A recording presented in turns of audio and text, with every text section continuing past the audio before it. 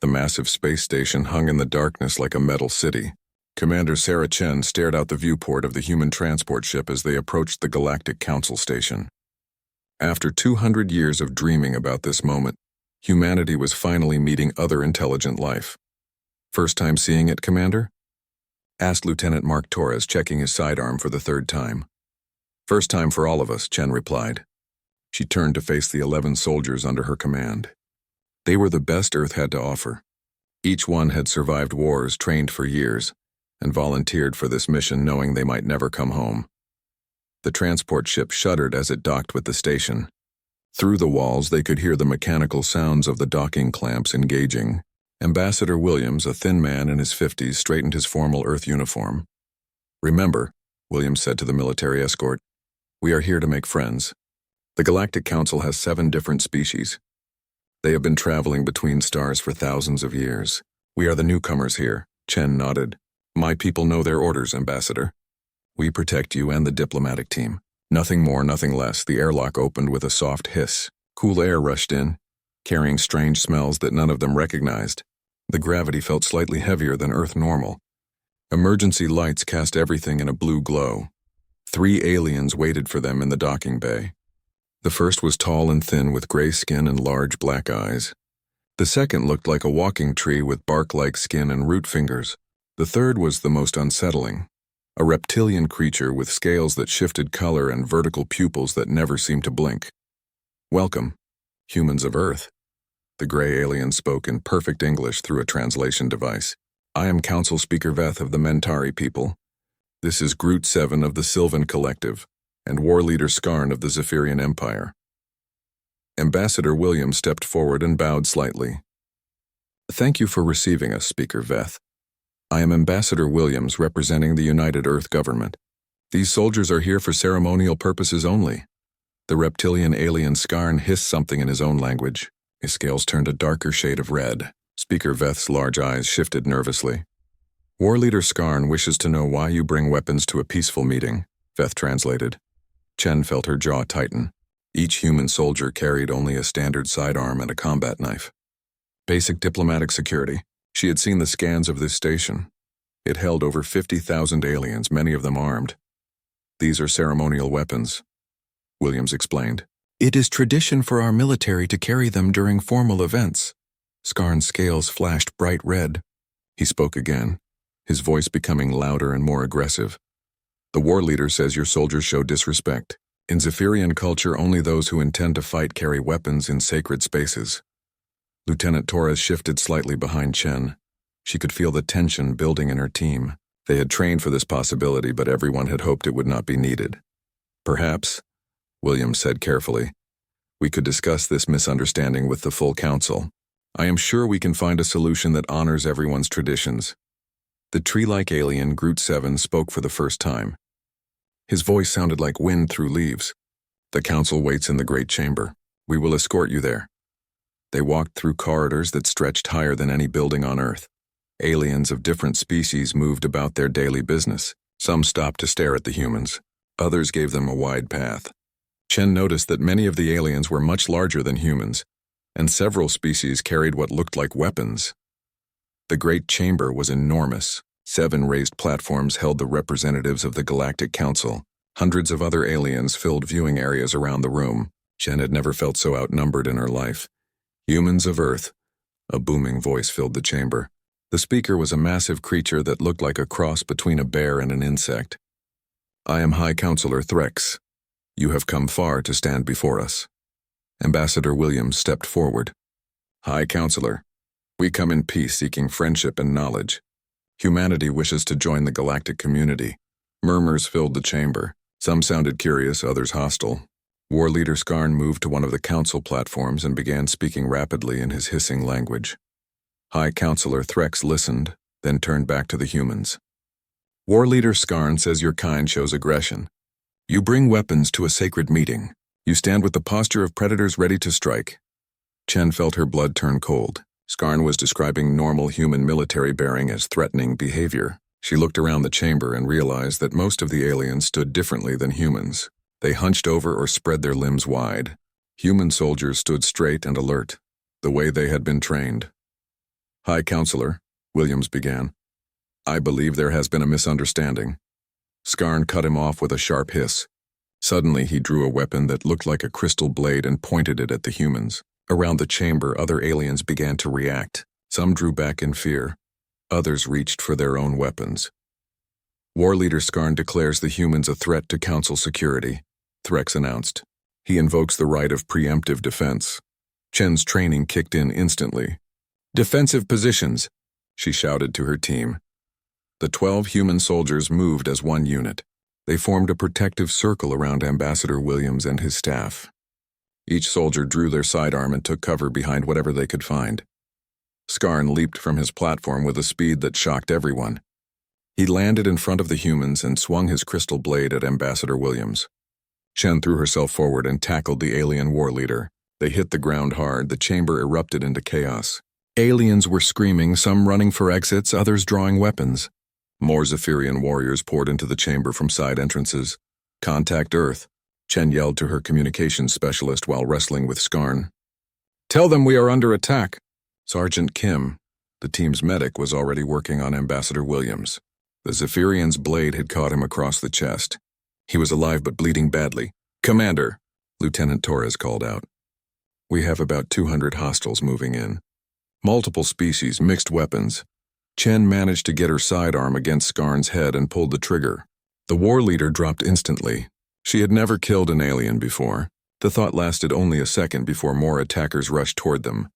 "Fall back to Sector 7, she ordered. It was their planned rally point if things went wrong. The sector had better defensive positions and limited access points. The human soldiers began a fighting withdrawal. Their weapons were more advanced than most of what the aliens carried, but they were vastly outnumbered. Every shot had to count. Private Jackson, the youngest member of the team, took a crystal spear in the shoulder but kept fighting. Corporal Martinez covered their retreat with precise shots that dropped aliens at long range. "This is Colonel Chen to Earth Command," she spoke into her radio as they reached Sector 7. "Diplomatic mission has failed. We are under attack by Galactic Council forces. Ambassador Williams is wounded but stable. Initiating survival protocol." The response crackled back through space. "Understood, Colonel. Help is coming. Hold your position." Chen looked at her 11 soldiers as they barricaded themselves into Sector 7. They had killed dozens of aliens just getting here, but thousands more were coming. "All right, people," she said, checking her ammunition. "We came here to make friends. That did not work out. Now we show them what humans do when someone attacks our diplomats." Outside the barricades, alien voices were gathering. Soon the real fighting would begin. The first wave came 2 hours after the humans had barricaded themselves in Sector 7. "Colonel," Chen watched through the security cameras as nearly 300 aliens gathered in the corridor outside their position. Zephyrian warriors led the group, but she could see at least 4 other species among them. "They are taking their time," observed Lieutenant Torres, checking the charges on their improvised explosives. "Probably think we are trapped," Chen smiled grimly. "We are trapped. The difference is we know what to do about it." The aliens had made their first mistake by letting the humans choose their battlefield. Sector 7 was a maintenance area with narrow corridors, multiple levels, and dozens of access tunnels. It was the worst possible place to attack a small, well-trained force. "Here they come," called out Private Jackson from his position at the main barricade. The aliens charged in a massive wave, screaming battle cries in a dozen different languages. They expected to overwhelm the humans with sheer numbers and aggression. What they got instead was a carefully planned killing field. The humans had spent their 2 hours well. They had rigged the corridor with explosives taken from maintenance supplies. Emergency lighting had been repositioned to blind attackers while giving the defenders clear sight lines. Most importantly, they had turned the sector's automated systems into weapons. Chen pressed a button on her stolen control tablet. Instantly, the artificial gravity in the main corridor switched off. 200 aliens suddenly found themselves floating helplessly in zero gravity, unable to control their movement. "Fire," Chen ordered calmly. 11 human weapons opened up at once. In Earth's wars, soldiers learned to make every shot count. These aliens had never faced enemies who could pick individual targets out of a floating crowd and hit them with surgical precision. Within 30 seconds, The corridor was filled with alien bodies drifting in zero gravity. The few survivors tried to retreat, but Chen activated the emergency blast doors. They were trapped in the killing zone. "Gravity back on," she ordered. The alien bodies crashed to the floor. Of the 300 attackers, less than 50 made it back to safety. The humans had not taken a single casualty. "Think that will make them reconsider?" asked Sergeant Kim, reloading her weapon. "No," Chen replied, studying the security feeds. Look, more aliens were gathering. This time there were at least 500, and they had brought heavier weapons. Plasma cannons, energy shields, and what looked like powered armor for the larger species. "They learn fast," Torres observed.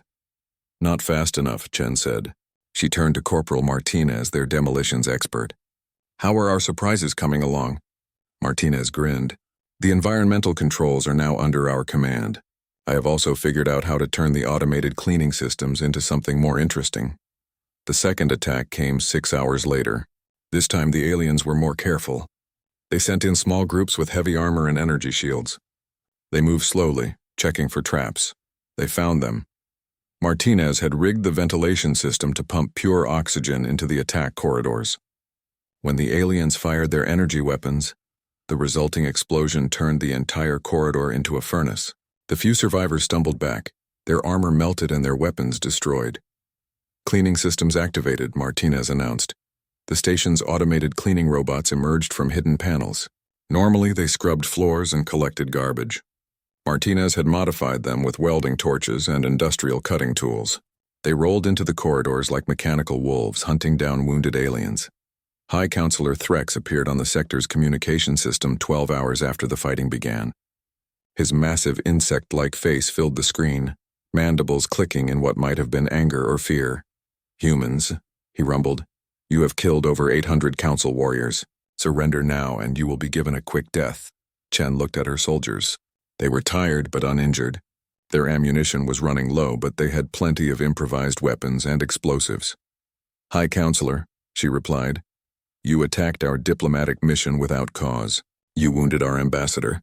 By the laws of war on Earth, we are fully justified in defending ourselves." "Laws of war?" Threx seemed confused. "You are 12 against thousands. What laws could possibly apply?" Chen smiled. It was not a friendly expression. "The law that says if you start a fight with humans, you better be prepared to finish it. Because we will not stop until every one of you is dead or we are." The transmission cut off. Chen could see through the security cameras that the aliens were arguing among themselves. Some wanted to continue the attack. Others were pointing at the piles of bodies and shaking their heads. "Colonel," called out Private Chen from the communication station, "I am getting something strange from Earth." Chen walked over to the communication console. The message was short and coded. "Package delivered. Situation nominal. Weather forecast shows storms approaching." She felt a chill run down her spine. That was not a message from Earth Command. That was a message from Earth's Emergency War Council. The code meant that Earth had received her distress call and was implementing Protocol Omega. "Torres," she called to her second-in-command. "How much ammunition do we have left?" "Maybe 6 hours of fighting at current rates," he replied. "Make it last 12 hours, she ordered. "Help is coming." The third wave came at hour 18. This time the aliens had brought everything they had. Over 1,000 warriors, heavy weapons, and war machines that barely fit in the corridors. They had also learned from their previous failures. They cut the power to Sector 7, thinking darkness would help them. They did not know that human soldiers trained to fight in complete darkness. They brought their own lights, making themselves perfect targets for humans who had learned to see in the dark. They tried to flood the sector with poisonous gas.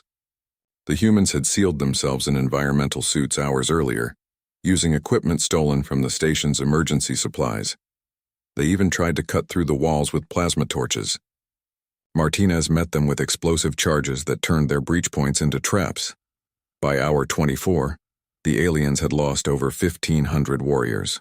The humans were down to their last ammunition clips and fighting with weapons taken from dead aliens.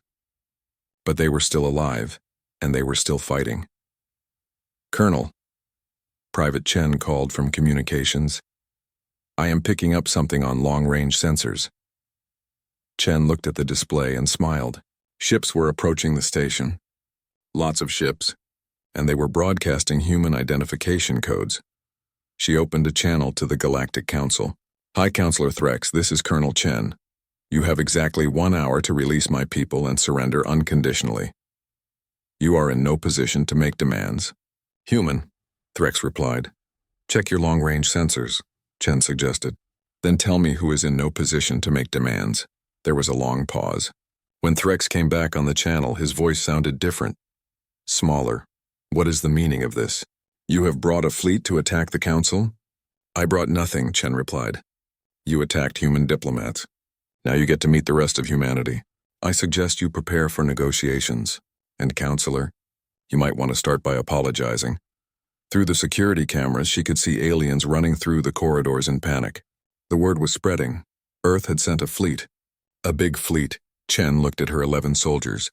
They were exhausted, wounded, and down to their last few rounds of ammunition, but they had held Sector 7 for 24 hours against impossible odds. Good work, people, she said. Now let's see what Earth sent us for backup. Admiral Rebecca Martinez stood on the bridge of the Earth battleship Defiant, watching the tactical display with growing satisfaction. Around her, the largest fleet in human history moved through space toward the Galactic Council station. Final count, Admiral, she asked her tactical officer. 3,417 ships, ma'am, Lieutenant Commander Park replied. Everything from military destroyers to mining barges. Even the civilian cruise ships wanted to join us. Martinez nodded. When Earth received Colonel Chen's coded message 18 hours ago, the response had been immediate and overwhelming. Protocol Omega was humanity's contingency plan for exactly this situation. Their diplomats, attacked by hostile aliens, every human ship within 6 months' travel time had dropped. Whatever they were doing and headed for the Council station. Military vessels, cargo haulers, mining ships, research stations, colony transports, and even luxury cruise liners. All of them had one thing in common. They were crewed by humans who were very angry about what happened to their people. Admiral, the communications officer called out. We are receiving a transmission from the Galactic Council station. The main screen flickered to life, showing the insect-like face of High Counselor Threx. His mandibles were clicking nervously, and his compound eyes kept darting around as if looking for escape routes. Human fleet, Threx began. You are approaching Council space with what appears to be a military force. Explain your intentions. Admiral Martinez stepped forward.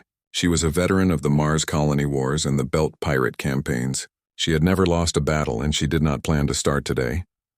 High Counselor Threx, she said in a voice that could cut through steel. My name is Admiral Martinez, commanding the Earth Emergency Response Fleet. You attacked our diplomatic mission. You wounded our ambassador. You have spent the last 24 hours trying to kill 12 human soldiers who were under a flag of truce. Threx's mandibles clicked faster. There was a misunderstanding. Your soldiers showed aggressive behavior. Stop, Martinez interrupted. I do not want to hear excuses. I want to hear solutions. You have 72 hours to release our people unharmed and surrender unconditionally. This is your only warning. You cannot threaten the combined might of 7 galactic civilizations with your small fleet, Threx protested. Martinez smiled. It was the same expression her daughter Sarah had worn when facing down 1,000 aliens in Sector 7. High Counselor, let me explain something about humans. We are not a peaceful species that happened to develop space travel. We are apex predators who learned to build starships. We have been fighting wars for 10,000 years. We are very good at it. She gestured to the tactical display. This fleet contains representatives of every human colony, every corporation, every military unit, and every civilian group. When you attacked our diplomats, you did not just attack Earth, you attacked all of humanity. And now all of humanity is here to respond. The transmission ended. Martinez turned to her staff officers. Signal all ships, she ordered. Begin broadcasting the message on all frequencies. I want every alien in this system to hear it. Across the fleet, human ships began transmitting the same message in every galactic language their computers could translate. Attention all species. The Galactic Council has committed an act of war against humanity by attacking our diplomatic mission under a flag of truce. Our people came in peace seeking friendship. They were met with violence and treachery. You have 72 hours to release our people unharmed. This is your only warning. Flee while you can. The message was simple, direct, and terrifying in its implications. It was broadcast continuously from 3,000 ships, filling every communication frequency in the system. On the Council station, panic was beginning to spread. The alien civilians had never seen anything like the approaching human fleet. Most galactic conflicts involved formal challenges, scheduled battles, and limited objectives. This looked like something else entirely. "Admiral," reported Commander Singh from the intelligence station, "we are detecting massive fleet movements throughout the system. The Council is calling in reinforcements from all 7 member species." "How many ships?" Martinez asked. "Current count is over 8,000 vessels converging on our position. They will arrive in approximately 60 hours. Martinez nodded.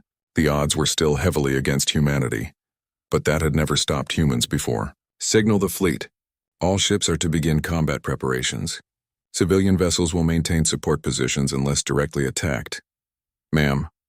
Lieutenant Commander Park looked worried. 8,000 ships is a lot. "Even with our technological advantages, Park," Martinez interrupted. "Let me tell you about human history.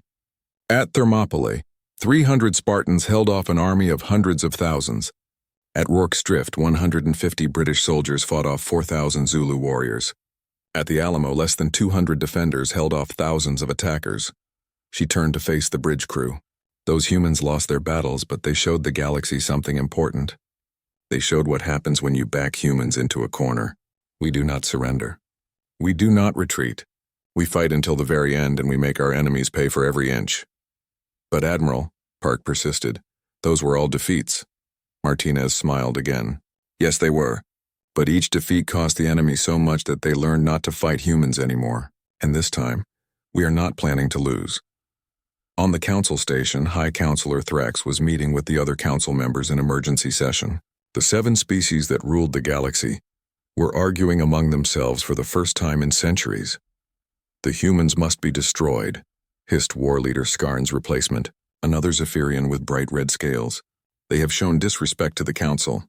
They must pay the price. At what cost?" demanded Counselor Vex of the crystalline Shinar.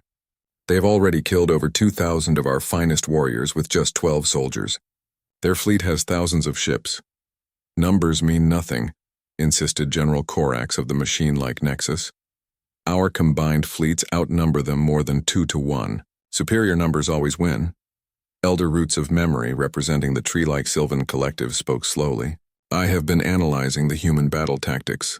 They do not fight like any species we have encountered. They adapt constantly. They use our own station systems against us. They turn maintenance equipment into weapons. They are primitives," General Corax replied. "They have only had spaceflight for 2 centuries. We have been traveling between stars for millennia.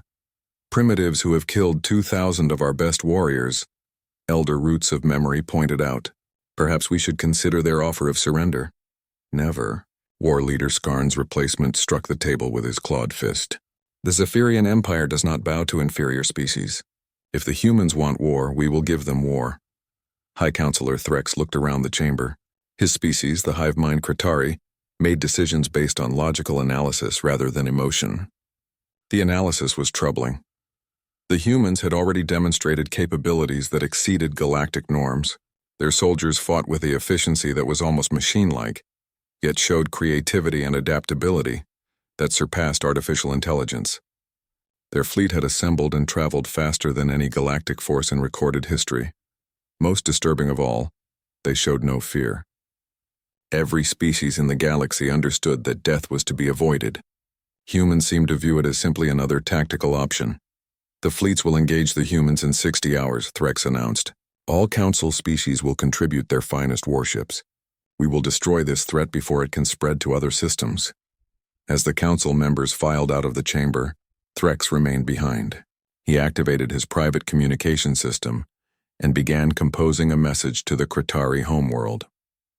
If the coming battle went badly, his species would need to prepare for the possibility that the galactic order was about to change forever. Admiral Martinez stood on her bridge, watching the alien fleets gather. Soon humanity would face its greatest test.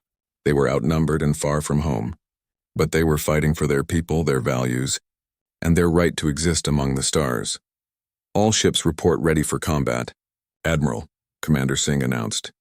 "Signal Colonel Chen," Martinez ordered. "Tell her we will have her people home soon." The space around the Galactic Council Station had become the largest battlefield in recorded galactic history. Admiral Martinez watched her tactical display as 8,000 alien warships formed into traditional battle formations. Massive dreadnoughts in the center, cruisers on the flanks, and smaller ships providing screening elements. They fight like they learned from textbooks, observed Commander Singh. Perfect formations, clear hierarchies, predictable tactics, Martinez nodded. That is what happens when you have not fought a real war in 1,000 years? Signal all human ships. Execute Plan Chaos. The human fleet exploded into motion. Instead of forming neat battle lines, the ships scattered in every direction like a disturbed hive of angry wasps. Mining vessels accelerated toward the alien flanks. Cargo ships launched clouds of industrial containers. Cruise ships opened bays filled with improvised weapons. What are they doing? High Counselor Threx demanded from his command ship.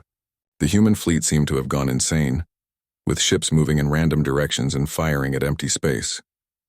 Unknown tactical pattern, reported his tactical officer. Recommend maintaining formation and engaging when they come within range. The first shock came when a human cargo ship rammed directly into a Zephyrian cruiser at full speed. The aliens expected the human ship to be destroyed by the impact. Instead, the cargo hold exploded, releasing thousands of metal spheres that had been accelerated to incredible speeds. The ball bearings tore through the alien cruiser like tissue paper. The cargo ship was unmanned, Threx's tactical officer reported in disbelief. It was controlled by artificial intelligence. Before Threx could respond, 3 more cargo ships smashed into his battle line. Each one had been turned into a massive kinetic weapon, guided by AI systems that could calculate collision courses better than any living pilot. All ships, War Leader Krath ordered over the Zephyrian command frequency, target the human ships and destroy them before they can ram us. The alien fleets opened fire with energy beams, plasma cannons, and missile swarms. The weapons struck human ships and exploded in brilliant displays of light and destruction. The aliens cheered, thinking they had stopped the human attack. They were wrong. The destroyed human ships had been empty. Their crews had evacuated to other vessels hours before the battle began. Every cargo hauler, mining ship, and civilian transport had become an unmanned missile guided by sophisticated AI systems.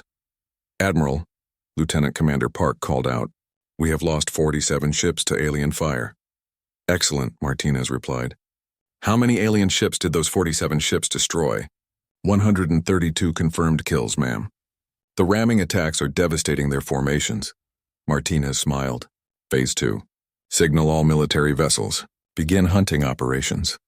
The real human warships had been hiding among the civilian vessels waiting for this moment. As the aliens focused on the ramming attacks, 30 Earth destroyers and cruisers emerged from the chaos with their stealth systems activated. These ships did not fight like the aliens expected. Instead of engaging in formal battle line combat, they moved like wolves hunting a herd. They appeared suddenly, destroyed isolated alien ships, and vanished before the enemy could respond.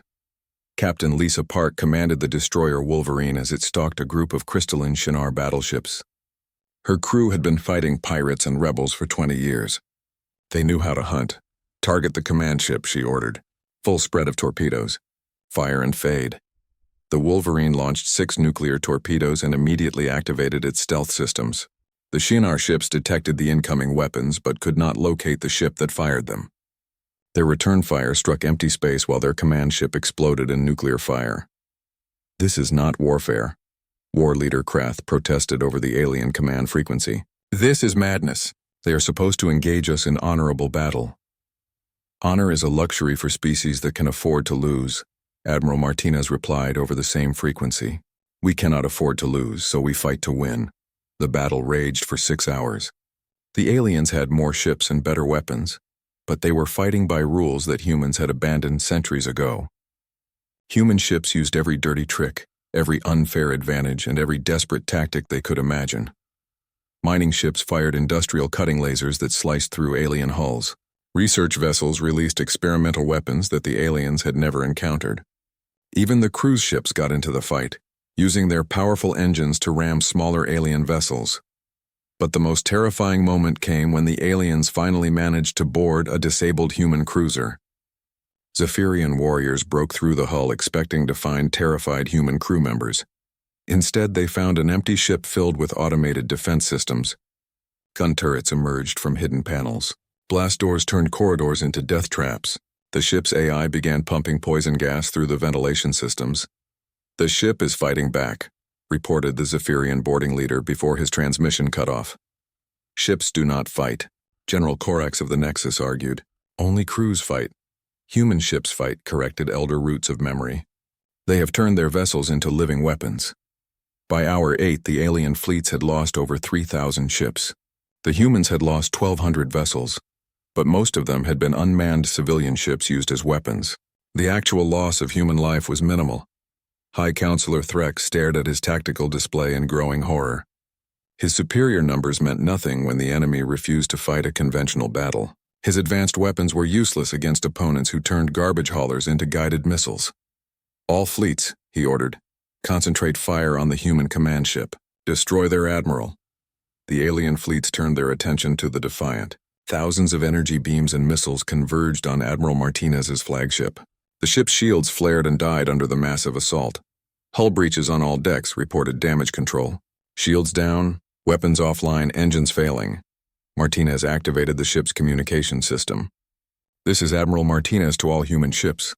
The Defiant is severely damaged and will not survive another attack. Prepare to receive command authority transfer." "No," replied Captain Sarah Chen from the destroyer Vengeance. "We have a better idea." 30 human warships suddenly surrounded the Defiant using their own hulls as shields.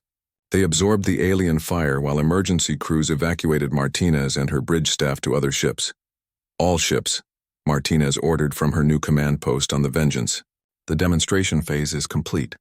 Begin final operations." The aliens watched in confusion as the remaining human ships suddenly stopped their chaotic attack patterns and formed into tight formations. They had been expecting the humans to retreat after losing their flagship. Instead, every human ship opened its cargo bays simultaneously. Thousands of small objects poured out into space like a metallic cloud. "What are those?" demanded Threx. His tactical officer's voice was barely a whisper. "Self-guided kinetic penetrators. Hundreds of thousands of them." The cloud of tiny weapons spread throughout the battle zone like a plague of metal locusts. Each penetrator was no larger than a human fist, but they were moving at incredible speeds and guided by sophisticated targeting systems. The aliens tried to shoot them down, but there were too many. The penetrators swarmed over alien ships like angry insects, punching holes through hulls, destroying weapon systems, and crippling engines. Within minutes, half the remaining alien fleet was disabled or destroyed.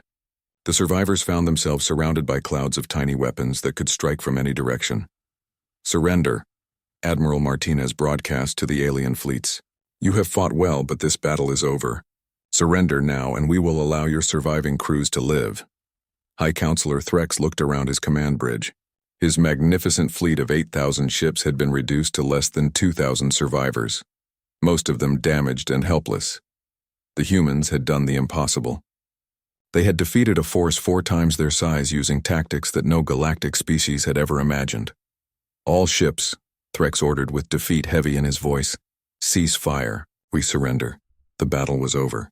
But as Admiral Martinez would soon learn, the war for the galaxy's future was just beginning. The Great Chamber of the Galactic Council had never hosted anything like this before. Instead of 7 species sitting in judgment of younger civilizations, the tables had been completely rearranged. Representatives from dozens of species filled the hall, while Admiral Martinez and Colonel Chen sat at the head of the room. High Counselor Threx shifted uncomfortably in his chair. 3 days had passed since the human fleet had destroyed most of the galactic forces. The surviving alien ships now hung in space under human guard, their crews wondering what would happen next. "The surrender terms are simple," Admiral Martinez announced to the assembly. "The old Galactic Council is dissolved, effective immediately. All member species will participate in a new galactic federation based on equality and mutual respect." War Leader Krath, the only surviving Zephyrian commander, hissed angrily. "You cannot destroy thousands of years of galactic order with a single battle." Colonel Chen stood up slowly. She still wore her combat gear stained with alien blood from 6 days of fighting in Sector 7. Every alien in the room had heard the stories of how 12 humans had held off thousands of their finest warriors. "War. Leader," she said quietly. "You attacked our diplomatic mission. You tried to kill our ambassador. You spent 6 days trying to murder my soldiers." Her voice grew harder. "You started this war. We are going to finish it on our terms." Elder Roots of Memory of the Sylvan Collective spoke carefully. What exactly are you demanding of us, humans? Admiral Martinez activated a holographic display showing star charts of the entire galaxy. First, all restrictive travel laws are abolished. Any species can travel to any system they choose. Second, all advanced technology must be shared freely among all civilizations. Third, any species that attacks diplomats or civilians will face immediate intervention by the Federation peacekeeping force. And who will command these peacekeepers? Asked Counselor Vex of the Shinar. We will, Chen replied simply. Humans have proven we are very good at stopping aggression. General Korax of the machine-like Nexus calculated rapidly. You are demanding complete control of galactic civilization. This is conquest, not peace. Martinez shook her head. We are demanding justice.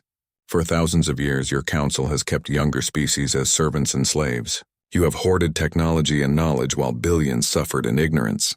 That ends today. What about our sovereignty? Demanded Threx. Our right to govern ourselves? You can govern yourselves however you want, Martinez replied. As long as you do not attack peaceful neighbors or oppress other species. The moment you start another war, you will answer to us. Private Jackson, the youngest human soldier, stepped forward carrying a datapad.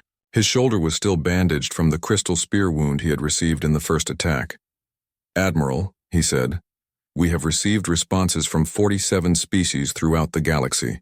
All of them are requesting immediate admission to the new Federation. Martinez smiled.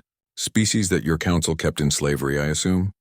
Most of them, Jackson confirmed. The Rigelian Mining Collective wants protection from Zephyrian raiders. The vegan agricultural worlds are asking for access to advanced farming technology. The Centauri Trade Alliance wants freedom to travel without council permits. Elder Roots of Memory leaned forward. You realize that many of these species have been at war with each other for centuries? How do you plan to keep peace among natural enemies? Colonel Chen walked over to the window overlooking the docking bays. Through the transparent aluminum, alien representatives could be seen working together to repair damaged ships. Former enemies were sharing tools and expertise. The same way we kept peace on Earth, she replied, by making war too expensive to consider. Anyone who starts a fight will face the entire Federation. Anyone who refuses to negotiate will deal with human peacekeepers. And if we refuse your terms? War Leader Krath asked. The chamber fell silent. Every alien present remembered the stories of the battle. 8,000 ships reduced to scrap metal by a human fleet half their size. Traditional military thinking had proven useless against human tactics. Admiral Martinez stood and walked to the center of the room. War Leader, let me explain something about human nature. We came here seeking friendship. We offered to share our knowledge, our culture, and our worlds with you. You chose to respond with violence. She gestured toward the window where the mixed fleet of human and alien ships waited in space. That fleet contains every type of human vessel, military, civilian, commercial, and industrial. When you attacked our diplomats, every human in space volunteered to come here and rescue them. Not because they were ordered to, but because they chose to. Her voice grew colder. If you refuse our terms and choose to continue fighting, that same spirit will be turned toward destroying you. We will not just defeat your fleets. We will hunt down every ship, every station, and every colony until your entire civilization surrenders or dies. War Leader Krath's scales shifted to a pale gray color that indicated fear among his species. You would commit genocide? We would commit justice, Chen replied. You started this war by trying to murder diplomats. We will end it by whatever means necessary. Threx looked around the chamber at his fellow council members. The proud species that had ruled the galaxy for millennia were broken and defeated. Their fleets destroyed, their authority shattered, their future uncertain. What guarantee do we have that humans will not simply become the new oppressors? He asked. Martinez activated another holographic display, this one showing Earth's history. Look at our planet, Counselor. We have over 200 different nations speaking thousands of languages, practicing dozens of religions. We fight constantly among ourselves, but we have learned to settle our differences without destroying each other. The Federation will be based on Earth's principles, Chen added. Every species gets an equal voice. Every world gets to choose its own government. Every individual gets basic rights that cannot be taken away. And if humans abuse their power, pressed Elder Roots of Memory, then you organize and stop us, Martinez replied. The same way we stopped you. That is how democracy works. Power comes from the consent of the governed, not from the threat of force. Private Jackson approached with another data pad. "Admiral, we have word from Earth. The World Congress has approved the Federation Charter by unanimous vote. They are also sending the first wave of colonial ships to begin establishing Federation outposts." Martinez nodded. "How many species have joined so far?" 73 confirmed, with more requesting information every hour, Jackson reported. Threx realized that the humans had already won the peace as decisively as they had won the war. Species throughout the galaxy were flocking to join the new Federation, eager to escape the old Council's oppression. "Very well," he said finally. "The Kratari will join your Federation, but we want representation proportional to our population and territory." "You get the same representation as everyone else," Chen replied firmly. "One vote per species in the Senate, proportional representation in the Assembly based on population. Equal rights, equal responsibilities." Over the next several hours, each former Council species reluctantly agreed to join the Federation. They had little choice. Their fleets were destroyed, their authority was broken, and most of their former subjects had already joined the humans. As the negotiations concluded, Admiral Martinez found herself standing alone with Colonel Chen in the observation lounge. "Think it will work?" Chen asked, looking out at the mixed fleet of ships from dozens of species. "It has to," Martinez replied. "The alternative is permanent war, and humans are too good at war for that to be safe for anyone." Chen nodded. "My soldiers are ready to serve as peacekeepers. They have seen what happens when diplomacy fails." "The galaxy is going to be a very different place," Martinez observed. "Better," Chen said firmly. "We came seeking friendship and offered to share the stars. They chose war and learned why Earth's children do not lose. Now everyone gets to choose again, cooperation or conflict." Through the observation window, they could see ships from former enemy species working together to repair battle damage. Zephyrian engineers were helping fix human destroyers. Sylvan technicians were sharing agricultural technology with mining worlds. Shinar crystal shapers were teaching their art to anyone who wanted to learn. The new Galactic Federation was already beginning to take shape, built on the simple human principle that all thinking beings deserved respect and freedom. Admiral Martinez activated the communication system one final time. "This is Admiral Martinez to all ships and stations. The Galactic Council War is officially over. Welcome to the Terran Federation. Welcome to a galaxy where diplomacy comes first, but where those who choose violence will face justice." The response came back from hundreds of ships in dozens of languages, all saying the same thing. "Welcome to the future." Colonel Chen smiled as she watched former enemies working together in space. "Not bad for 12 soldiers and a diplomatic mission. Not bad at all," Martinez agreed. "Now let's go home and tell Earth that we have a galaxy to govern.